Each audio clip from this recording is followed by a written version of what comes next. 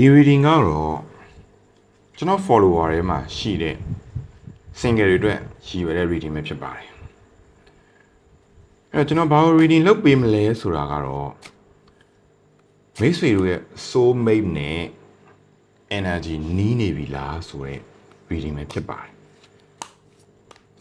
အဲ့တော့ကျွန်တော်အနေနဲ့ကတော့ဒီ reading က single တွေနဲ့ပို့ပြီးတော့အဆင်ပြေမယ်လူငယ်တွေနဲ့ပို့ပြီးတော့အဆင်ပြေမယ်ဆိုပြီးတော့ကျွန်တော်အနေနဲ့ထင်ပါတယ်ဒါပေမဲ့လည်း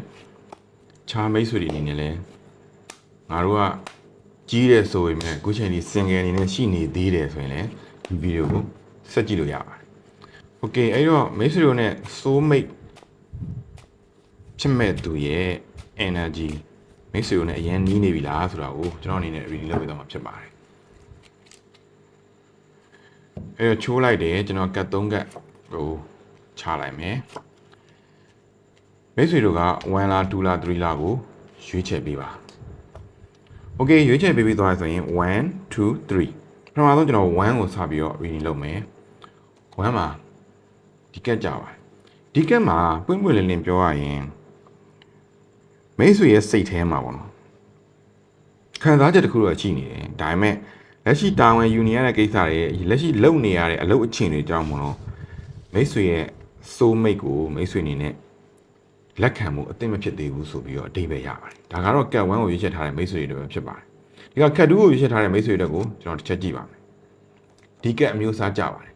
ဒီကတ်အမျိုးအစားနဲ့ရွေးချယ်ထားတဲ့ကတ်2ကိုရွေးချယ်ထားတဲ့မိတ်ဆွေတွေပေါ့နော်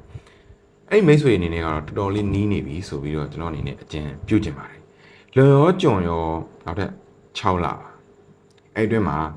မိတ်ဆွေ soul mate ကိုမိတ်ဆွေရှာဖွေလာနိုင်ပါလိမ့်နောက်တစ်ခုကတော့ cat 3ကိုရေးချထားတဲ့မိတ်ဆွေတွေအတွက် reading လုပ်ပေးမှာဖြစ်ပါတယ်ဒီ reading ကတော့ဒီကတ်အမျိုးအစား the dead ပါပြောရရင်တာရောသမားတော်တော်များများကတော့အရင်ဆိုးတယ်ဆိုပြီးတော့ဘာသာပြန်တဲ့ကတ်အမျိုးအစားပါဒါပေမဲ့ကျွန်တော်အနေနဲ့ကတော့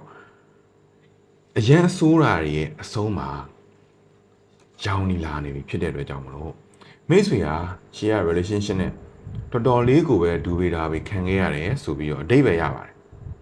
အခုတော့အဲ့ဒီအရာတွေပြီးဆုံးပြီးတော့မိတ်ဆွေအတွက်